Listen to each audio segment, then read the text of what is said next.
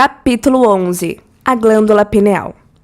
Você já sabe que, quando transpomos como consciência o mundo dos sentidos da realidade tridimensional, podemos acessar frequências que transportam informações específicas além da vibração da matéria e da velocidade da luz. Quando isso acontece, o cérebro processa amplitudes extremamente altas de energia. Medimos e observamos esse fenômeno repetidamente nas leituras cerebrais de nossos alunos avançados. Você também aprendeu que quando há um aumento de energia no cérebro, sempre há um aumento na consciência e na percepção e vice-versa. De fato, é muito difícil determinar se a energia ou nível de consciência que causa as mensurações extremas. Mas acho que não podemos separar os dois, porque você não pode ter uma alteração na energia sem uma alteração na consciência ou uma alteração na frequência sem uma alteração na informação. À medida que você se conecta a níveis mais profundos do campo unificado, o cérebro é ativado por uma energia maior, que transporta informações específicas na forma de pensamentos e imagens. O cérebro, então, literalmente rastreia e registra esse profundo acontecimento interno, e para a pessoa que vivencia a experiência, o que quer que aconteça na mente parece mais real do que qualquer acontecimento externo passado. Nesse momento, o aumento de energia na forma de uma emoção poderosíssima captura toda a atenção da mente. É nesse instante que cérebro e corpo recebem uma atualização biológica. Se alguém pode sentar em uma cadeira com os olhos fechados em meditação e ter uma experiência sensorial significativamente aumentada sem os sentidos, isso levanta a questão: o que acontece no cérebro para explicar esse efeito sobrenatural? A pessoa sentada imóvel percebe a experiência como mais real do que qualquer outra experiência, definida pelos sentidos, que já teve. Isso leva a mais indagações. Como podemos ter uma plena experiência sensorial amplificada sem os sentidos? Quais funções específicas do cérebro e do corpo traduzem as interações com o campo quântico em experiências interiores profundas? Em outras palavras, se podemos interagir com um campo de informação mais coerente, que cria acontecimentos internos tão estimulantes, deve haver uma explicação neurológica, química e biológica para essas ocorrências sobrenaturais. Quais sistemas, órgãos, glândulas, tecidos, substâncias químicas, neurotransmissores e células podem provocar experiências tão intensas e profundas? Pode haver componentes fisiológicos adormecidos só esperando para ser ativados?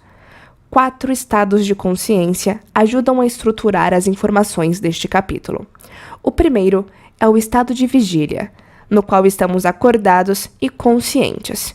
O seguinte é o sono, no qual estamos inconscientes e o corpo se restaura e repara.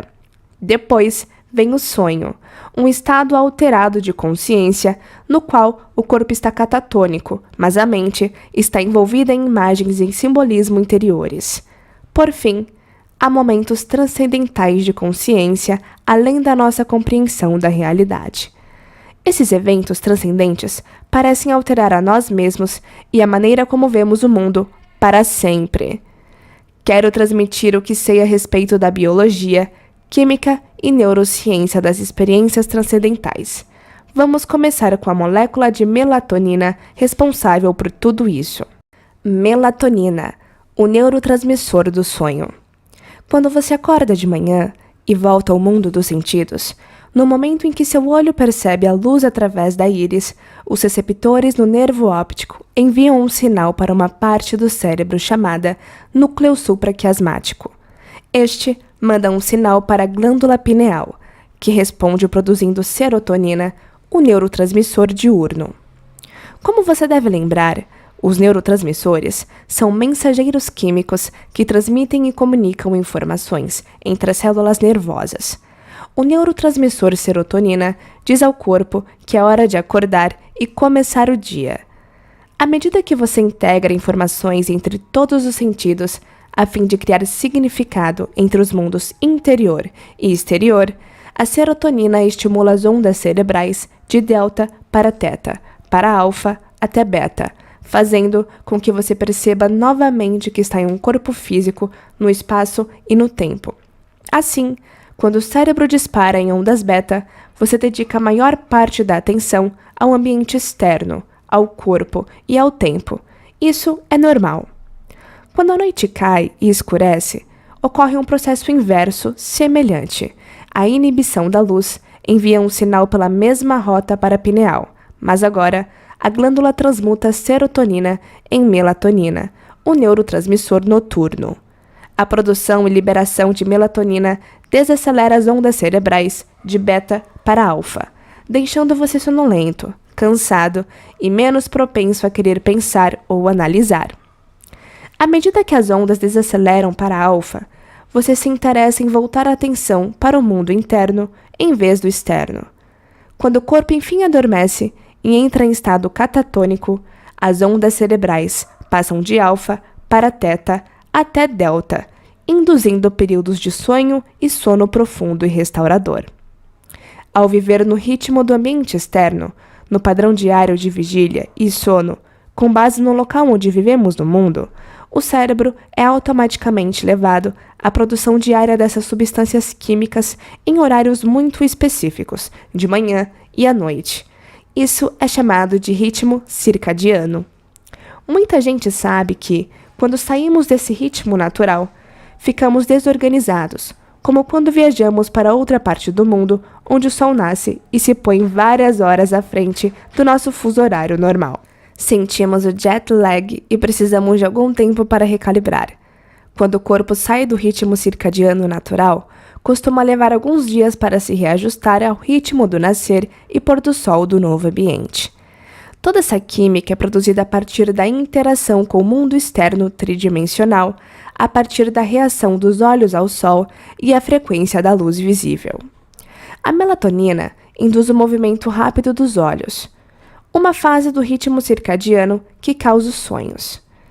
À medida que os pensamentos e o ruído mental diminuem, dando lugar ao sono e também aos sonhos, o cérebro começa a ver e perceber imagens em símbolos internos. Antes de entendermos por que a melatonina é tão importante, vamos dar uma olhada na estrutura molecular desse neurotransmissor do sonho. O processo de criação de melatonina começa com o aminoácido essencial L-triptofano, matéria-prima responsável pela produção de serotonina e melatonina. Para ser convertido em melatonina, o aminoácido deve passar por uma série de alterações químicas, conhecidas como metilação. Metilação é o processo da aplicação de um carbono e 3 hidrogênios, conhecido como grupo métil. Há inúmeras funções críticas do corpo, como o pensamento, reparo do DNA, ativação e desativação de genes, combate a infecções e assim por diante. Nesse caso, a metilação participa da produção de melatonina. Na figura 12.1 que aparece para você, vemos a metilação. Como o grupo métil é composto de elementos químicos muito estáveis, a estrutura básica dos anéis de 5 e 6 lados permanece a mesma durante a série de reações químicas. No entanto, à medida que diferentes grupos de moléculas se ligam aos anéis, eles alteram as propriedades e características da molécula. A glândula pineal começa transmutando o L-triptofano em 5-hidroxitriptofano, que então se torna serotonina. A serotonina é uma molécula mais estável que o 5-hidroxitriptofano, capaz de se sustentar no cérebro e tem uma função mais útil, como veremos em breve. Por meio de outra reação química, a pineal converte a serotonina em N-acetilserotonina e uma reação adicional a transforma em melatonina.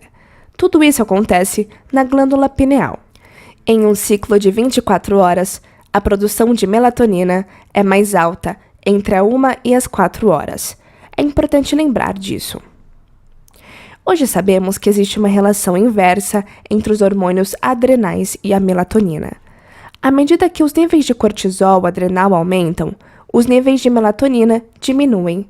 Por isso, não conseguimos dormir quando estamos estressados. Na antiguidade, isso servia como um mecanismo de segurança biológica. Por exemplo, se você fosse perseguido algumas vezes por um predador a caminho da fonte de água ou avistasse animais de grande porte em seu território, seu corpo, em sua inteligência inata, iria querer impedir que você se tornasse uma presa. Nesses casos, sono e restauração seriam menos importantes do que sobreviver. Para ser mais direto, passar a noite inteira acordado para permanecer vivo é mais valioso do que dormir e se arriscar a morrer. Quando o corpo tenta descansar nesse estado vigilante, não chega ao sono restaurador de que precisa, porque as substâncias químicas de sobrevivência, como o cortisol, ativaram genes de sobrevivência.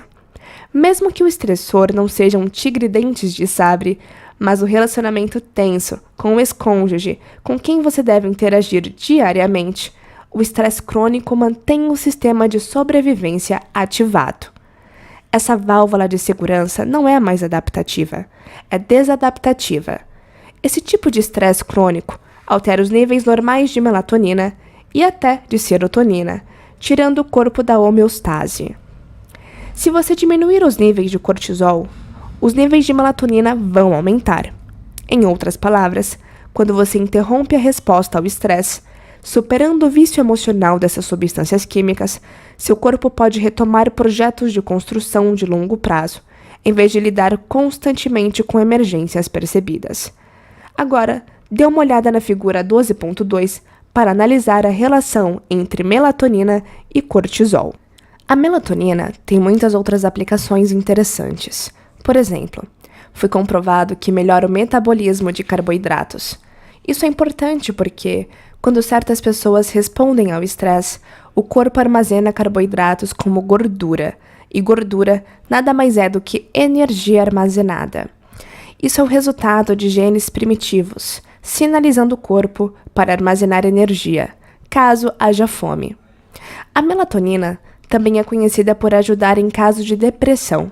Foi comprovado que ela até aumenta os níveis de DHEA, o hormônio de anti-envelhecimento.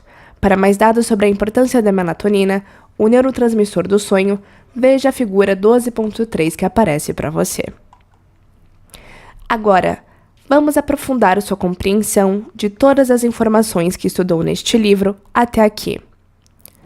A ativação da glândula pineal.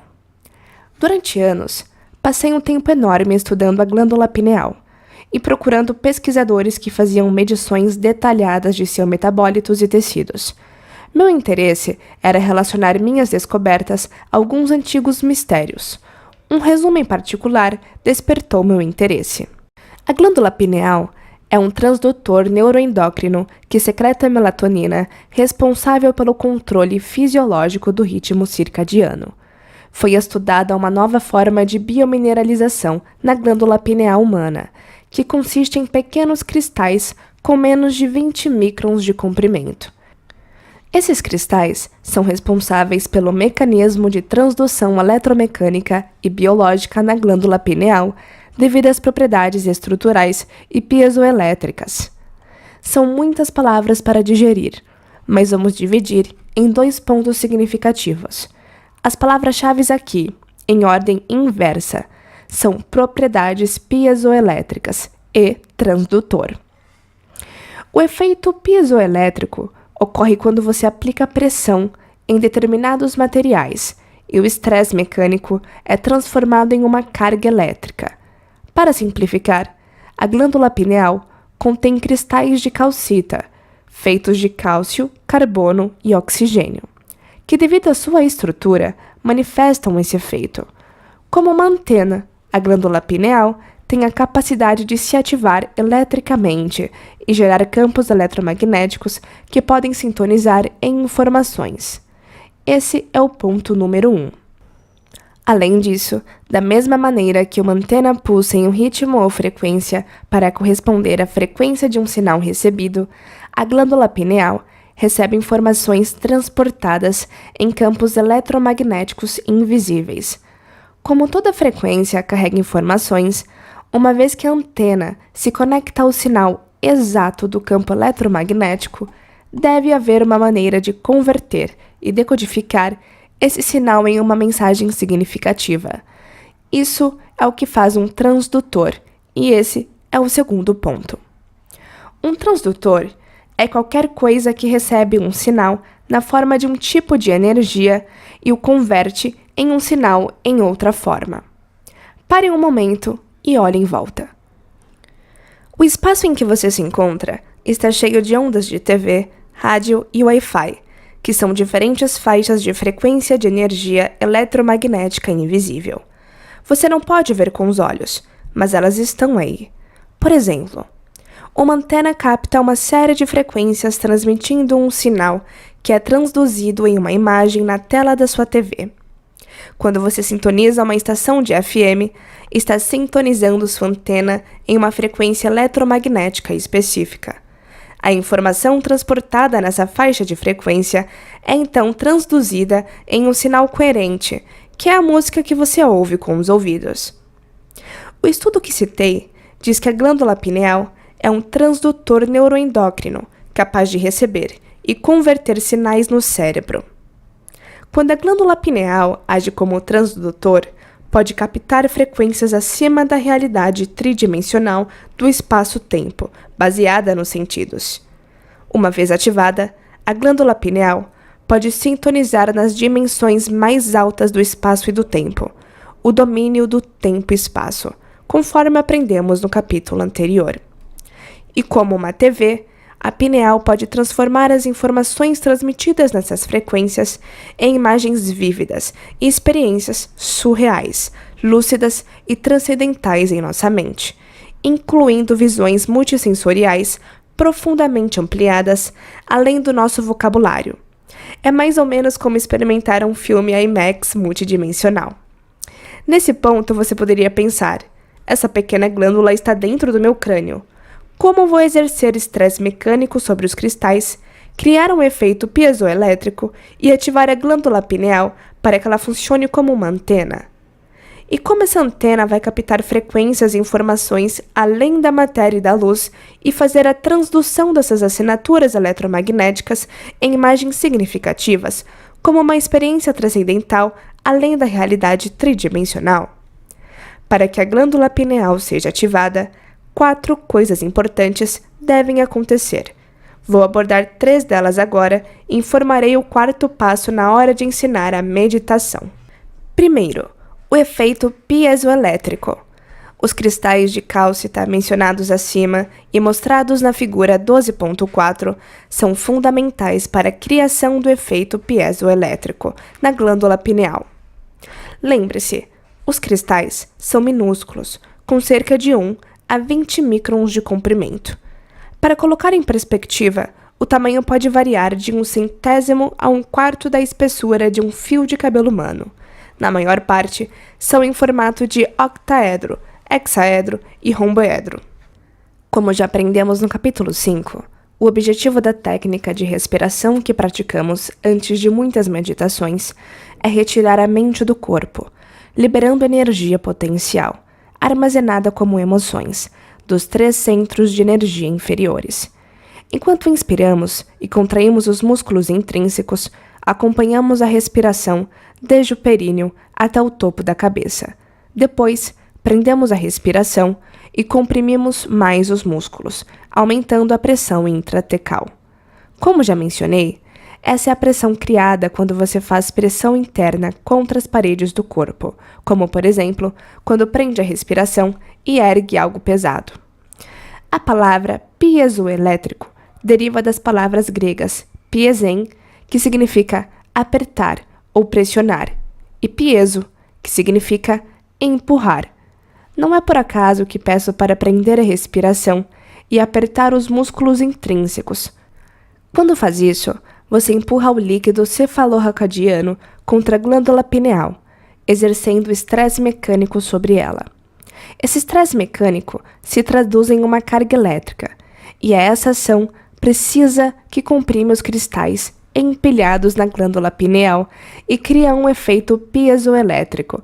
Os cristais da glândula pineal geram uma carga elétrica em resposta ao estresse que você aplica. Uma das características singulares do efeito piezoelétrico é ser reversível, o que significa que os materiais que exibem o efeito piezoelétrico direto, os cristais, também exibem um efeito piezoelétrico reverso. Quando os cristais na glândula são comprimidos e criam uma carga elétrica, o campo eletromagnético que emana da glândula pineal faz com que os cristais se estiquem à medida que o campo aumenta. Quando os cristais que geram o campo eletromagnético atingem seu limite e não podem se estender mais, se contraem, e o campo eletromagnético reverte a direção e se move em direção à glândula pineal. Quando o campo eletromagnético atinge os cristais da glândula pineal, comprime-os novamente, produzindo outro campo eletromagnético. Esse ciclo de expansão e reversão do campo perpetua um campo eletromagnético pulsante. Não é de admirar que eu diga para prender a respiração, apertar e contrair os músculos, e não é surpresa que eu insista na repetição desse processo várias vezes. Enquanto você faz a respiração, prende o ar e contrai os músculos, continuadamente, a cada ciclo da respiração, você está ativando as propriedades piezoelétricas da glândula pineal. Quanto mais faz isso, mais acelera os ciclos por segundo de expansão e contração do campo eletromagnético, tornando os pulsos cada vez mais rápidos. A glândula pineal se torna uma antena pulsante, capaz de captar frequências eletromagnéticas mais rápidas e mais sutis. Agora, dê uma olhada na figura 12.5 que aparece para você. Falamos sobre o movimento do líquido cefalorraquidiano durante a respiração no capítulo 5, mas vamos expandir o ensinamento. Ao entrar no cérebro, o fluido se desloca pelo canal central, no espaço entre a coluna vertebral e a medula espinhal. A partir daí, flui em duas direções. Primeiro entra no quarto ventrículo, depois no terceiro ventrículo. Ao fluir do quarto para o terceiro, passa por um caminho ou canal estreito e aninhado. Bem atrás do terceiro ventrículo, repousa o que parece uma pequena pinha. É isso que significa pineal. Trata-se da glândula pineal, do tamanho de um grão de arroz graúdo. O líquido cefalorraquidiano também flui em torno da parte posterior do cerebelo para o outro lado da glândula pineal, circundando-a com fluido pressurizado. Ao aumentar a pressão intratecal, você canaliza um volume maior de líquido para a câmara do terceiro ventrículo e para o espaço ao redor do cerebelo. Então, você prende a respiração e contrai a musculatura. O volume extra de fluido exerce pressão das duas direções contra os cristais, fazendo com que se comprimam e criem um efeito piezoelétrico. Este é o primeiro evento que deve ocorrer para ativar a glândula pineal. Segundo, a glândula pineal libera seus metabólitos. O líquido cefalorraquidiano se move por um sistema fechado, chamado sistema ventricular. Consulte novamente a figura 12.5. O sistema ventricular facilita o movimento do fluido desde a base da coluna vertebral, através dela, das 4 câmaras do cérebro, chamadas aquedutos ou ventrículos, e de volta ao sacro, base da coluna vertebral. Quando você inspira e acompanha a respiração até o topo da cabeça, prende a respiração e contrai para cima e para dentro, acelera o líquido cefalorraquidiano. Na superfície da glândula pineal, existem pequenos pelos, os cílios. Veja a figura 12.6 que aparece para você. O fluido acelerado, em movimento mais rápido do que o normal, através das câmaras do sistema ventricular, roça nos cílios, que superestimulam a glândula pineal. Como a pineal tem a forma de um falo, a estimulação produzida pela aceleração do fluido, combinada com a ativação elétrica criada pelo aumento da pressão intratecal em um sistema fechado, faz a glândula ejacular alguns metabólitos, aprimorados de melatonina no cérebro. Você fica um passo mais perto de ativar a glândula pineal e ter uma experiência transcendental. Terceiro, a energia distribuída diretamente no cérebro. Ao lançar um foguete no espaço, superar a gravidade para sair do chão é a parte que mais requer energia. De modo semelhante, mover a energia de nossos centros inferiores exige um bocado de intensidade e esforço. A respiração se torna a intenção apaixonada de nos libertar das emoções autolimitantes do passado. A coluna vertebral se torna o mecanismo de distribuição da energia e o topo da cabeça se torna o alvo. Como você já sabe, toda vez que executa a respiração, envia partículas carregadas coluna vertebral acima. À medida que essas partículas aumentam em velocidade e aceleração, criam o que é conhecido como campo de indutância. Veja a figura 12.7 agora.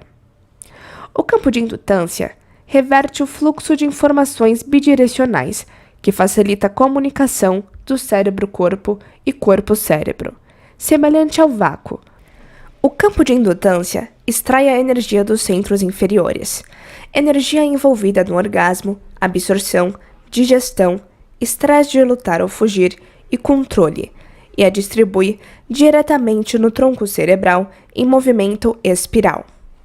Quando a energia sobe através de cada vértebra, passa pelos nervos que saem da medula espinhal para diferentes pontos do corpo, e parte dessa energia escoa-se através dos nervos periféricos, que influenciam tecidos e órgãos. A corrente que passa por esses canais nervosos ativa o sistema de meridianos do corpo. Com isso, todos os outros sistemas recebem mais energia. Quando a energia chega ao tronco cerebral, tem que passar pela formação reticular. O trabalho da formação reticular é editar constantemente as informações que vão do cérebro para o corpo, bem como do corpo para o cérebro. Essa formação faz parte de um sistema chamado sistema ativador reticular, responsável pelos níveis de vigília. Quando você acorda de um sono profundo porque houve um som em sua casa, é esse sistema que o alerta e desperta. Essa é a função rudimentar. No entanto, quando o sistema nervoso simpático é ativado e se funde com o sistema nervoso parasimpático, em vez de esgotar a energia armazenada do corpo, ele libera essa energia de volta ao cérebro. Quando a energia atinge o tronco cerebral, a porta talâmica se abre e a energia passa pela formação reticular para o tálamo, onde transmite informações ao neocórtex. A formação reticular fica aberta e você experimenta maiores níveis de consciência. De certa forma, você fica mais consciente e desperto. Pense no tálamo como uma grande estação de trem com trilhos que levam aos centros superiores do cérebro. É assim que o cérebro entra em padrões de onda gama. Uma observação. Existem 2 tálamos individuais no mesencéfalo, um de cada lado, que alimentam cada hemisfério no neocórtex. A glândula pineal fica bem entre eles, voltada para a parte posterior do cérebro. Veja na figura 12.8. Quando a energia atinge cada junção talâmica, lembre-se de que o tálamo é como uma estação de retransmissão para todas as outras partes do cérebro. Os tálamos enviam uma mensagem diretamente à glândula pineal para secretar seus metabólitos no cérebro. O neocórtex pensante é despertado e entra em padrões mais elevados de onda, como gama.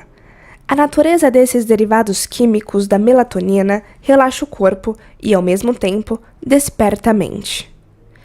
Lembre-se, quando você está em ondas beta, o sistema nervoso simpático está alerta para uma emergência no mundo exterior e utiliza a energia para sobreviver. A diferença com as ondas gama é que, em vez de perder energia vital, você libera e cria mais energia no corpo. Você não está em estado de emergência ou sobrevivência quando isso ocorre. Você está em êxtase, e o sistema nervoso simpático é acionado para incitá-lo a prestar mais atenção ao que acontece em sua mente. No capítulo 5, eu disse que quando a energia se move do corpo para o cérebro, um campo touro é criado ao redor do corpo. Quando você faz uma corrente subir pela coluna vertebral, acelerando o movimento do líquido cefalorraquidiano, seu corpo fica parecido com um ímã, e você cria um campo eletromagnético ao redor. Um campo touro representa um fluxo dinâmico de energia. Ao mesmo tempo que o campo touro se move para cima, para fora e ao redor do corpo, quando a glândula pineal é ativada, um campo toro-reverso atrai energia para dentro do corpo pelo topo da sua cabeça. Como toda frequência carrega informações, a glândula pineal recebe informações além do campo de luz visível e além dos sentidos.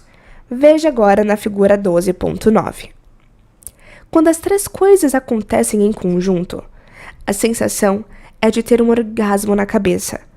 Você criou uma antena no cérebro, e essa antena capta informações de reinos além da matéria e além do espaço e do tempo. As informações não vêm mais dos sentidos ou da interação dos olhos com o ambiente. Você obtém informações do campo quântico, movendo-se para o outro olho, o terceiro olho, a partir da glândula pineal, na parte de trás do cérebro. Quando a melatonina tem um upgrade, a magia acontece. Quando a glândula pineal, ou terceiro olho, é despertada por captar frequências mais altas, essas energias mais altas alteram a química da melatonina. Quanto mais alta a frequência, maior a alteração. É a tradução da informação em substâncias químicas que lhe prepara para momentos místicos e transcendentais. Você abre a porta para dimensões mais elevadas de espaço e tempo. Por isso gosto de chamar a glândula pineal de alquimista, porque transmuta a melatonina em neurotransmissores muito intensos, radicais. Dê uma olhada agora na figura 12.10.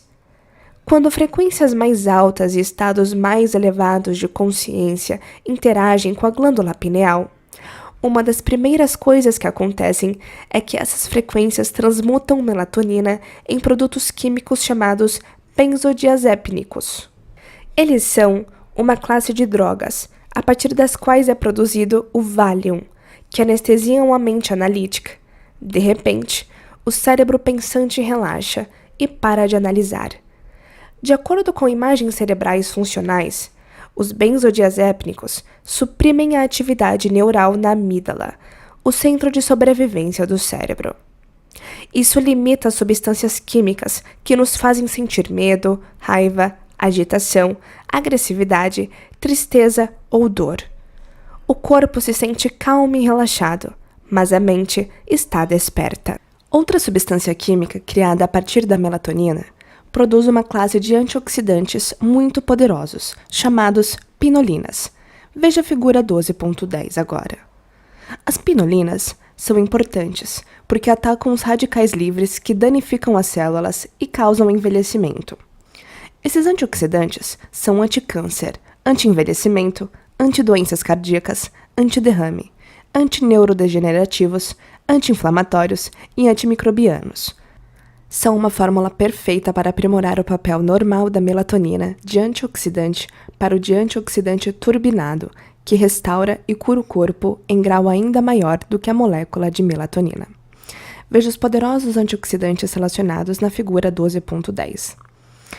Todos produzidos a partir de metabólitos da melatonina. Se você pegar essa molécula e a melhorar de novo, tornando-a uma prima da melatonina, vai encontrar a mesma substância química que faz os animais hibernarem. Quando a melatonina, que nos deixa sonolentos e propensos a sonhar, se altera levemente e se transforma nessa molécula mais poderosa, carrega uma mensagem para prolongar o descanso e reparar ainda mais. A mensagem também faz com que o metabolismo do corpo desacelere, em alguns casos, por meses. Faz sentido, portanto, que ao hibernar, os mamíferos quebrem hábitos típicos. Por exemplo, perdem o desejo sexual, o apetite, o interesse ou necessidade de se movimentar no ambiente e a conexão com as redes sociais. Escondem-se para se proteger e se sentir seguros durante o período de recolhimento. O corpo entra em estase. A mesma coisa pode valer para nós à medida que os valores aumentam. Como o corpo não é mais a mente, perdemos temporariamente o interesse pelo mundo exterior. Como não temos impulsos biológicos e não nos distraímos com as necessidades corporais, somos capazes de entrar mais plenamente no momento presente e mergulhar fundo. Se você vai sonhar o sonho do futuro, não seria uma boa ideia tirar o corpo do caminho? Se você pegar essa molécula e a refinar mais uma vez, produzirá a mesma substância química encontrada nas enguias elétricas, um elemento fosforescente e bioluminescente que amplifica a energia no sistema nervoso. Olhe novamente a figura 12.10 que aparece para você. Esse produto químico pode ser poderoso o suficiente para causar um choque significativo. Tenho um forte palpite de que esse é o extraordinário produto químico que influencia o cérebro a processar os aumentos de energia que medimos repetidamente em nossos alunos. Imagine uma enguia elétrica, que literalmente se acende com energia quando estimulada. É o que acontece no cérebro quando ativado. Só que a energia e as informações criadas não provêm de uma experiência no ambiente percebida por meio dos sentidos, mas sim de dentro do cérebro, causada por um upgrade na frequência. Quando vemos níveis de alta energia no cérebro, sabemos que a pessoa está vivenciando uma experiência subjetiva profunda, que pode ser medida objetivamente. Pense um pouco. Com o estímulo sensorial do ambiente através dos olhos, a glândula pineal produz serotonina e melatonina. A luz visível do sol nos faz entrar em harmonia com o meio ambiente, o que chamamos de ritmo circadiano. Como resultado desse processo, serotonina e melatonina transportam informações iguais à frequência proveniente do mundo físico. Como percebemos a luz visível através dos sentidos, essas moléculas são inerentes aos humanos, são equivalentes ao reino de nossa realidade tridimensional. Lembre-se de que, como disse Einstein, o teto do mundo material é a velocidade da luz. O que acontece quando o cérebro processa um aumento na frequência e na informação de um reino além dos sentidos e além da velocidade da luz? É possível que informação e energia provenientes do campo unificado alterem a química da melatonina para se tornar outra contraparte química no cérebro. E o cérebro poderia traduzir essas frequências em uma mensagem. Se a energia é o epifenômeno da matéria, faz sentido que as informações provenientes de uma frequência mais rápida que a luz visível possam alterar a estrutura molecular da melatonina em poderosos elixires em nosso cérebro. A glândula pineal é responsável por traduzir informações em uma variação química da melatonina. Portanto, a molécula carrega uma mensagem igual à frequência. A nova frequência influencia uma substância química turbinada e aprimorada. Não é mais natural, é sobrenatural. A melatonina passar por um upgrade. A substância química fosforescente e bioluminescente não só aumenta a energia no cérebro, como também realça as imagens que a mente percebe internamente, de modo que tudo parece feito de luz vívida, surreal e luminescente. Como resultado, as pessoas relatam experimentar cores que nunca viram antes, pois existem fora da experiência conhecida do espectro de luz visível. As cores aparecem como luzes de outro mundo, intensas e brilhantes, em um mundo technicolor, lúcido e opalescente de beleza suspensa. Tudo parece emitir uma bela luz de energia vívida e radiante que se pode sentir. Esse mundo de auréolas douradas, cintilantes e brilhantes, dentro e ao redor de tudo, parece mais iluminado do que a realidade sensorial. E claro, será difícil tirar a sua atenção de toda essa beleza. Como toda a sua atenção está na experiência, parece que você está realmente lá, totalmente presente nesse outro mundo ou dimensão. Veja a figura 12.10 novamente. Altere a melatonina mais uma vez e você vai produzir a substância química dimetiltriptamina, DMT, uma das substâncias alucinógenas mais poderosas conhecidas pelo homem. É o elemento químico encontrado na ayahuasca, planta medicinal e espiritual tradicional usada em cerimônias pelos povos indígenas na Amazônia. Disse que o principal ingrediente ativo do DMT cria visões espirituais e insights profundos sobre o mistério do eu. Quando a ayahuasca ou outros produtos químicos vegetais que contêm essa molécula são ingeridos, o corpo recebe apenas DMT. Porém, quando a glândula pineal é ativada, recebe toda a mistura de elementos químicos mencionados acima, e isso causa experiências internas muito profundas. Há relatos de experiências de imensa dilatação do tempo. O tempo parece infinito. Viagens no tempo, viagens a reinos paranormais, visões de padrões geométricos complexos, encontros com seres espirituais e outras realidades interdimensionais místicas. Muitos de nossos alunos relatam encontros surpreendentes além do mundo físico conhecido durante a meditação da glândula pineal.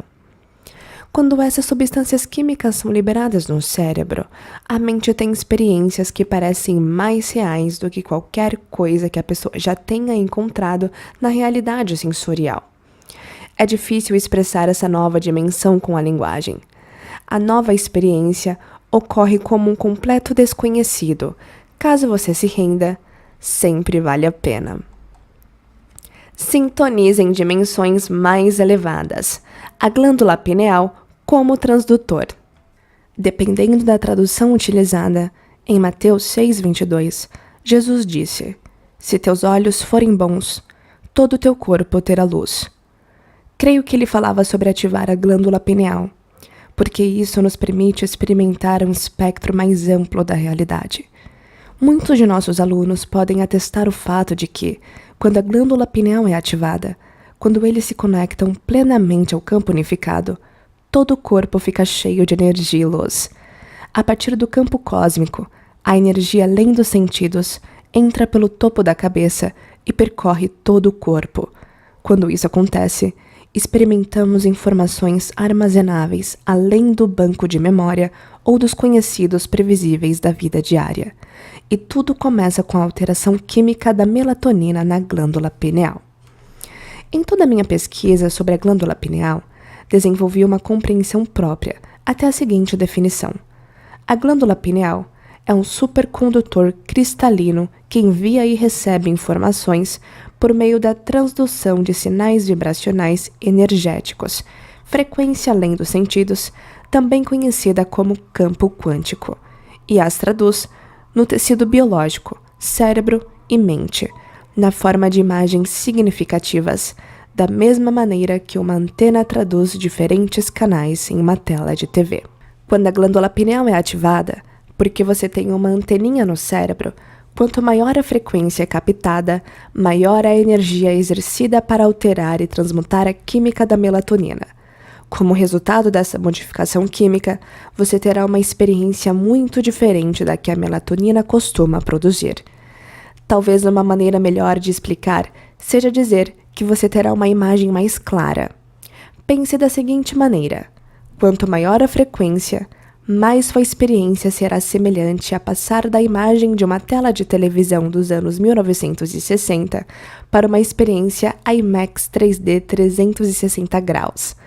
A melatonina, o neurotransmissor dos sonhos, evolui para um neurotransmissor mais poderoso e lúcido para tornar nossos sonhos mais reais. Durante todo esse processo, a glândula pineal tem uma cúmplice chamada glândula pituitária. Com formato de pera, a glândula pituitária fica atrás da parte superior do nariz, bem no meio do cérebro. A região frontal, anterior, é responsável por produzir a maioria das substâncias químicas que influenciam as glândulas e os hormônios associados a cada um dos centros de energia.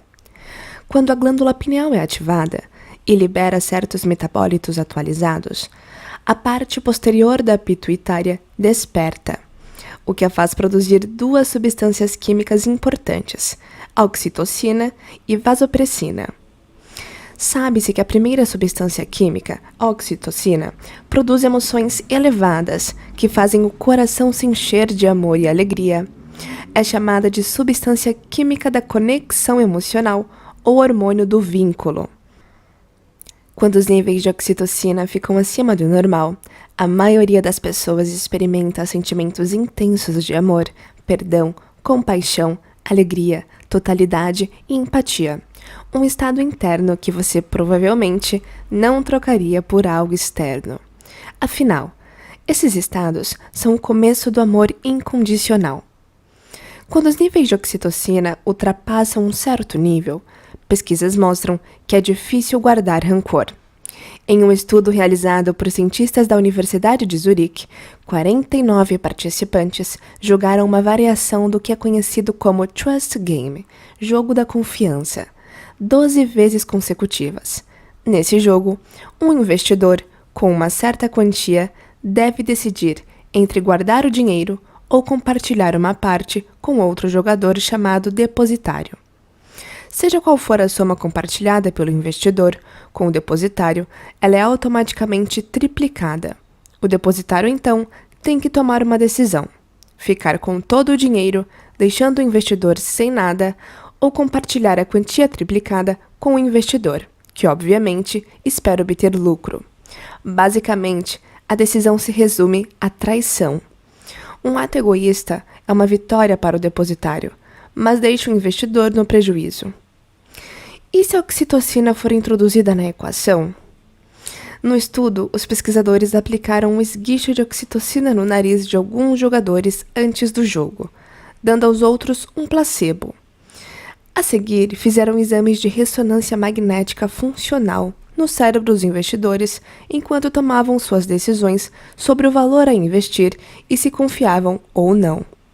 Depois das 6 primeiras rodadas, os investidores receberam feedback sobre seus investimentos e foram informados de que sua confiança havia sido traída mais ou menos na metade do tempo. Os participantes que receberam o placebo antes de jogar sentiram-se com raiva e traídos, por isso investiram muito menos nas 6 rodadas finais. Os participantes que receberam o esguicho de oxitocina, no entanto, investiram a mesma quantia que tinham investido nas primeiras rodadas, apesar de terem sido traídos. Os exames de ressonância magnética funcional mostraram que as principais áreas do cérebro afetadas foram a amígdala, associada ao medo, ansiedade, estresse e agressividade, e o estriado dorsal, que orienta comportamentos futuros com base em feedback positivo. Os participantes que receberam a oxitocina tiveram uma atividade muito menor na amígdala, o que equivale a menos raiva e medo de ser traído novamente, bem como menos medo de perdas financeiras. Também tiveram uma atividade muito menor no estriado dorsal, o que significa que não precisavam mais se basear em resultados positivos para tomar decisões. Como demonstra o estudo, no momento em que a pituitária posterior libera suas substâncias químicas e o nível de oxitocina sobe, os centros de sobrevivência na amígdala do cérebro são desligados, o que arrefece os circuitos de medo, tristeza, dor, ansiedade, agressividade e raiva. Aí, a única coisa que sentimos é amor pela vida. Medimos os níveis de oxitocina em nossos alunos antes e depois das oficinas. No encerramento, alguns haviam aumentado os níveis significativamente. Quando entrevistamos esses alunos, muitos repetiram: "Estou muito apaixonado pela minha vida e por todos que fazem parte dela. Não quero que esse sentimento desapareça nunca. Quero lembrar desse sentimento para sempre. Esse é quem eu realmente sou." A outra substância química produzida pela glândula pituitária, quando a glândula pineal é ativada, chama-se vasopressina, ou hormônio antidiurético. À medida que os níveis de vasopressina aumentam, o corpo naturalmente retém líquidos, fazendo com que se torne ainda mais composto de água. Isso é importante porque, para processar uma frequência maior, é necessário que a água sirva de conduíte para lidar melhor com a frequência mais alta no corpo e traduzir essa frequência nas células. No momento em que a vasopressina aumenta, deixa a glândula tireoide mais estável, o que afeta o timo e o coração, o que afeta as adrenais, o que afeta o pâncreas, o que produz um efeito cascata positivo até os órgãos sexuais. Quando sintonizamos frequências mais altas, acessamos um tipo diferente de luz, uma frequência mais rápida que a luz visível, e de repente, ativamos uma inteligência maior dentro de nós. Como a glândula pineal é ativada, podemos captar frequências mais altas, o que produz uma alteração química. Quanto maior a frequência que captamos, mais se altera a nossa química, o que significa mais experiências visuais alucinógenas da energia mais elevada. Os cristais na glândula pineal atuando como uma antena cósmica, são a porta de entrada para os reinos vibracionais superiores de luz e informação. É assim que temos experiências internas mais reais que as externas. Os metabólitos químicos pineais se encaixam nos mesmos receptores de serotonina e melatonina, mas carregam uma mensagem química muito diferente, oriunda de um reino além da realidade material sensorial. Como resultado, o cérebro fica preparado para uma experiência mística, abrindo a porta para outras dimensões e levando o indivíduo de uma realidade espaço-tempo para uma realidade tempo-espaço. Como toda frequência carrega uma mensagem, e essa mensagem é uma alteração química, uma vez que a glândula pineal é ativada e você começa a experimentar e processar níveis mais elevados de frequência, energia e consciência, estes muitas vezes se apresentam como padrões geométricos complexos cambiantes, geralmente percebidos pelo olho da mente. Isso é bom, é informação. Quando você tem experiências místicas, seu sistema nervoso está tão coerente que consegue sintonizar em mensagens super coerentes. Na escuridão do vácuo, a glândula pineal se torna o vórtice para padrões e pacotes de informações muito organizados. E quando você coloca a atenção neles, eles se modificam e movimentam constantemente como um caleidoscópio. Do mesmo modo que uma TV capta frequências e as transforma em imagens na tela, a glândula pineal transduz quimicamente as frequências mais altas em imagens vívidas e surreais. No gráfico 13 que aparece para você agora, você pode ver alguns padrões geométricos chamados de geometria divina ou sagrada. Esses padrões existem há milhares de anos. No capítulo 8, mencionei que esses padrões assemelham-se a antigas mandalas. São energia e informação na forma de frequência. Se você consegue se render a eles, o cérebro, por meio da glândula pineal, transduz as formas, mensagens e informações em cenas, imagens muito vívidas ou experiências lúcidas. A melhor coisa a fazer quando se vê ou experimenta esses padrões é render-se e não tentar fazer nada acontecer. Os padrões e formas geralmente não são bidimensionais ou estáticos. Ao contrário, são vivos, têm profundidade e compreendem infindáveis fractais matemáticos, muito coerentes e infinitamente complexos. Outra maneira de ver isso é por meio do conceito de cimática, derivada da palavra grega para onda. Cimática refere-se a fenômenos baseados em vibração ou frequência. Funciona assim. Imagine retirar a tampa de uma caixa de alto-falante antiga.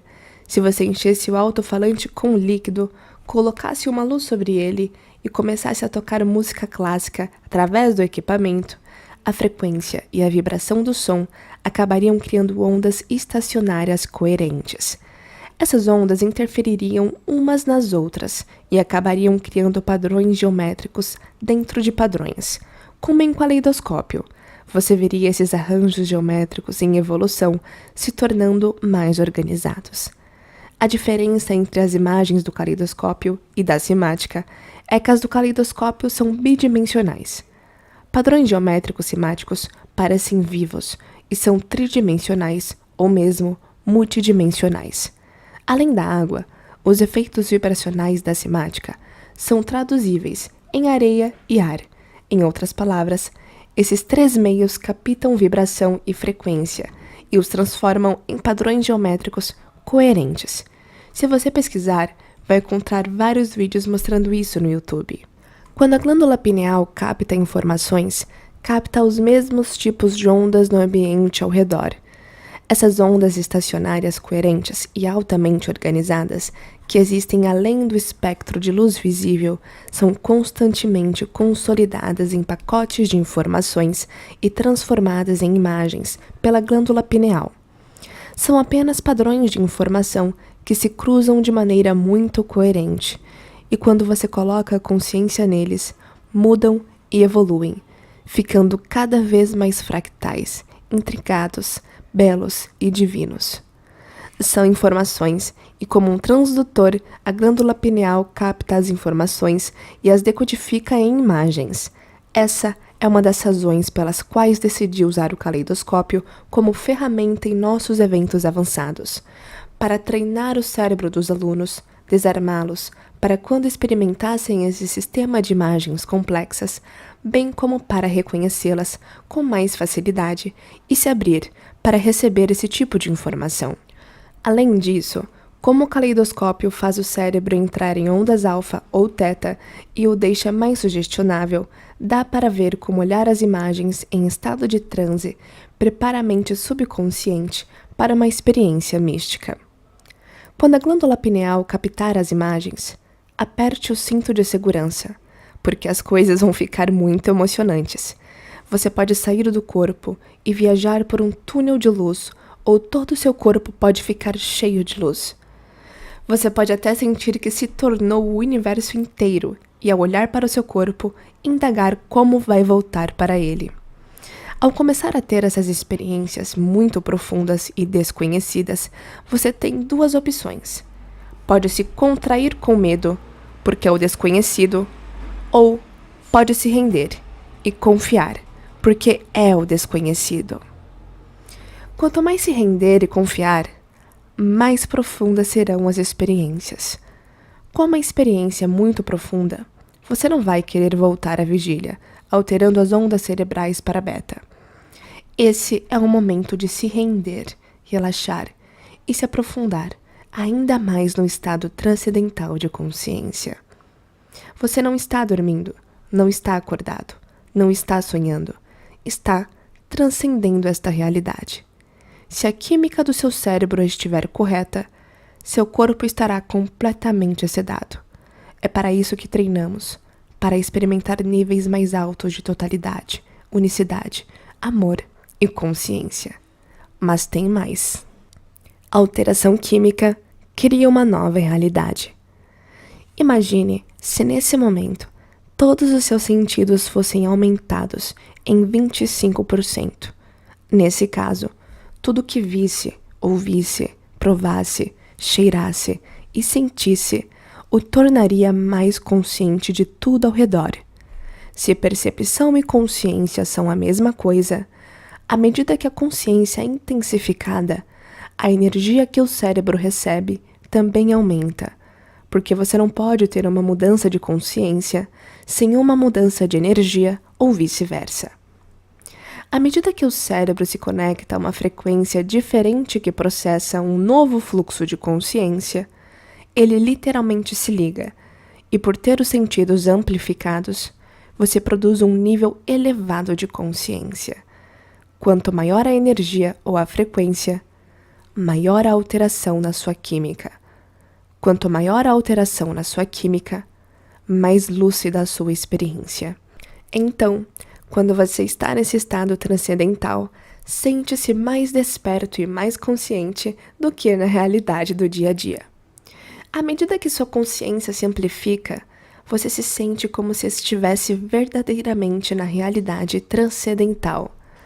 Se você capta informações além dos sentidos, informações que não são originárias da luz visível ou do sol, faz sentido falar em terceiro olho. Por ter uma experiência interna tão profunda e novas experiências montarem novas redes neurais, essa experiência enriquece os circuitos do cérebro. À medida que o corpo processa energias superiores, essa energia altera sua química. Se o resultado final de uma experiência é uma emoção, essa experiência cria sentimentos e emoções elevadas. Você ativa e enxerga com um olho diferente, com uma visão interior. Se o acúmulo de sentimentos é uma emoção, e emoção é energia, sabemos que, quando experimenta emoções de sobrevivência, você se sente mais semelhante à densidade da matéria e das substâncias químicas, pois essas emoções diminuem a frequência. À medida que experimenta estados mais elevados de consciência, você começa a se sentir menos como matéria ou substância química e mais como energia, pois esses estados vibram com frequência mais alta, Por isso, chamo essa energia em forma de sentimentos de emoções elevadas. Se o ambiente sinaliza os genes em uma célula, se experiências no ambiente criam emoções, e emoções são feedback químico da experiência no ambiente, então, se nada muda no ambiente externo, nada muda no ambiente interno do corpo, que é o ambiente externo da célula. Quando você vive com as mesmas emoções autolimitantes por anos, seu corpo nunca muda biologicamente, porque não sabe a diferença entre a emoção oriunda do ambiente externo e a emoção proveniente do ambiente interno. O corpo acredita que vive nas mesmas condições ambientais, porque as mesmas emoções produzem os mesmos sinais químicos. Assim como o corpo vive em um ambiente externo, no qual nada muda, a célula também vive em um ambiente químico, no qual nada muda. Quando você começa a ter experiências internas de percepção ampliada e consciência expandida, experiências mais reais e sensoriais do que qualquer outra no passado, no momento em que sente a nova emoção elevada ou energia estática, você altera seu estado interno e, como resultado, presta mais atenção às imagens da realidade criada dentro de si. Se você tem uma nova experiência tão real que capta toda a atenção do cérebro, a nova experiência ou despertar grava o evento neurologicamente no cérebro. A nova emoção cria uma memória de longo prazo.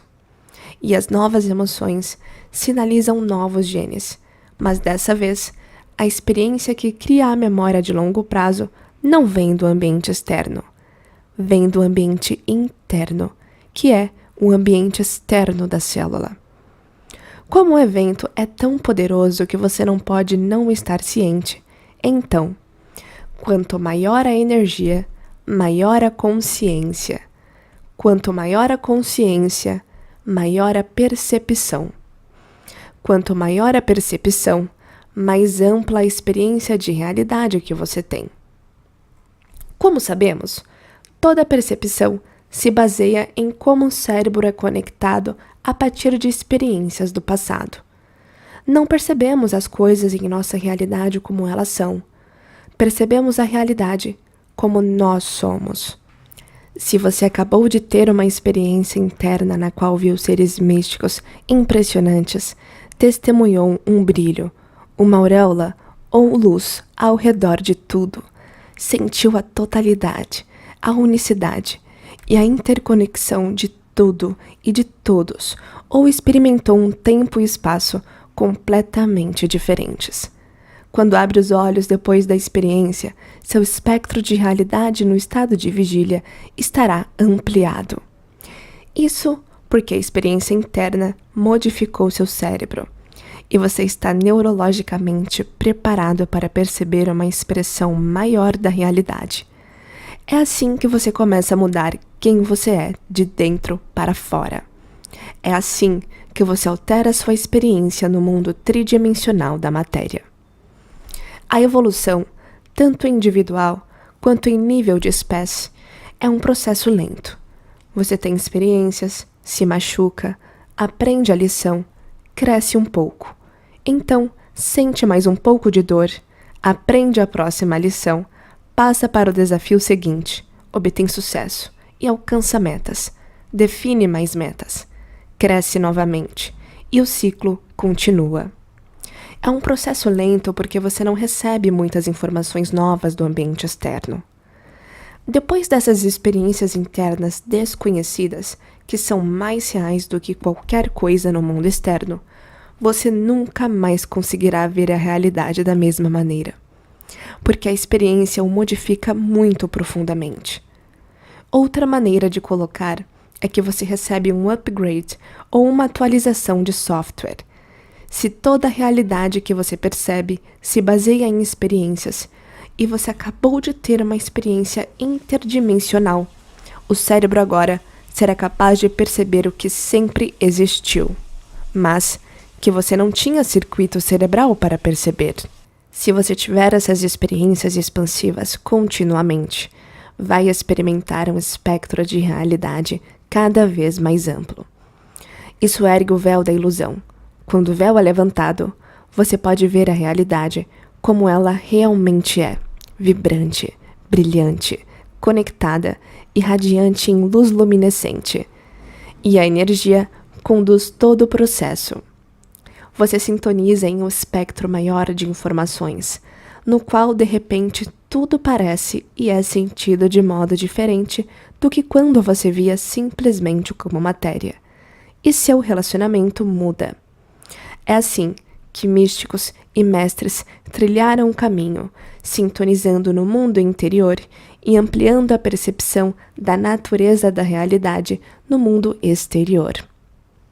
Agora, imagine quem você poderia se tornar se deixasse de viver pelas características dos 3 centros energéticos inferiores, como sobrevivência, medo, dor, separação, raiva e competição, e vivesse a partir do coração e agisse movido pelo amor, pela unicidade e conexão com todas as coisas visíveis e invisíveis. Por terem experiências interdimensionais suficientes a partir de informações além dos sentidos, místicos e mestres deixavam de ver conforme seus genes de nascença. Não mais processavam as coisas conforme o cérebro com que nasceram estava conectado, conforme o cérebro humano foi gravado por milhares de anos. Por causa da interação com o campo, eles criavam a consciência, o circuito e a mente para perceber uma realidade diferente, uma realidade que sempre esteve lá. As propriedades míticas e mágicas da glândula pineal, a alquimista do cérebro, com certeza não são novidade, embora pareça que a ciência moderna agora esteja descobrindo o que civilizações antigas sempre souberam. Melatonina, matemática, símbolos antigos e a glândula pineal. Em 23 de julho de 2011, um agroglifo muito parecido com a estrutura química da melatonina apareceu no interior da Inglaterra, em Roudway, perto de Devizes. Veja a figura 12.11 para ver. O círculo na plantação seria uma pegadinha elaborada? Ou alguém, em algum lugar de outra dimensão, está tentando dizer alguma coisa? Ao ler esta seção, você pode decidir por si se essas coisas são coincidências ou uma criação muito inteligente. O cérebro tem 2 hemisférios. Se você os separasse, cortando o cérebro ao meio, faria o que é conhecido como corte sagital. Ao observar o corte sagital na figura 12.12 que aparece para você, preste atenção especial à localização e formato coletivo da glândula pineal, tálamo, hipotálamo, glândula pituitária e corpo caloso. O formato lembra alguma coisa? Com significado de proteção, poder e boa saúde, esse é o antigo símbolo egípcio chamado Olho de Horus. Seria possível haver um antigo ensinamento sobre o sistema nervoso autônomo, o sistema ativador reticular, a porta talâmica e a glândula pineal? Os egípcios devem ter conhecido o significado do sistema nervoso autônomo e percebido que ativar a glândula pineal permitia entrar no outro mundo ou em outras dimensões. No sistema egípcio de medição, o olho de Horus também representava um sistema de quantificação fracionário para medir partes do todo. Na matemática moderna, chamamos isso de constante de Fibonacci, ou sequência de natureza, em padrões que podem ser vistos em girassóis, conchas, abacaxis, pinhas, ovos e até mesmo na estrutura de nossa galáxia, a Via Láctea. Também conhecida como espiral dourada, média dourada ou proporção áurea, a constante de Fibonacci é caracterizada pelo fato de que todo número após os 2 primeiros é a soma dos 2 anteriores. Se você sobrepuser essa fórmula ao cérebro e começar a dividir quadrados, adicionando mais e mais quadrados, vai obter um padrão fractal, um padrão infinito, que se repete em todas as escalas. Começando na glândula pineal. Essa fórmula desenha a estrutura exata do cérebro. Veja a figura 12.13 agora. Você está começando a pensar que pode haver algo de especial na glândula pineal? Na mitologia grega, Hermes era um mensageiro dos deuses que podia entrar e sair dos reinos terrestre divino. Ele era considerado um deus das transições e dimensões, bem como um guia para a vida após a morte. Seu símbolo principal era o caduceu, que consiste em duas cobras enroladas em uma haste cujo topo se desdobra em asas ou pássaros. Veja a figura 12.14. O caduceu, usado por Hermes como cajado, é frequentemente considerado um símbolo de saúde.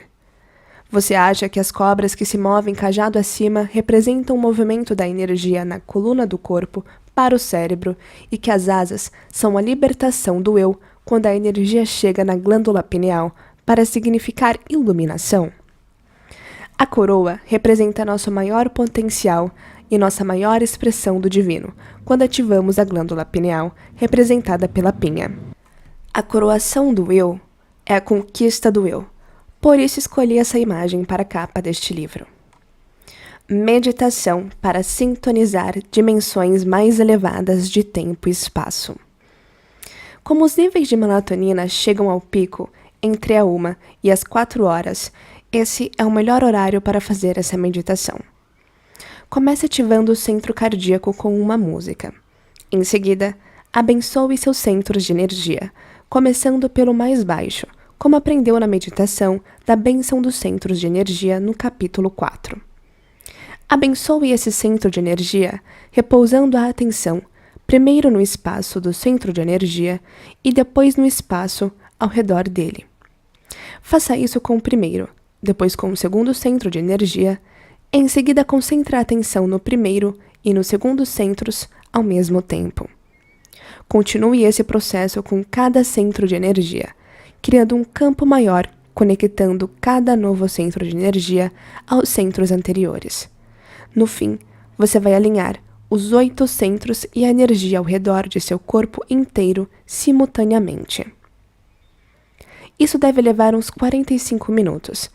A seguir, fique deitado por 20 minutos e deixe o sistema nervoso cumprir as ordens para equilibrar o corpo.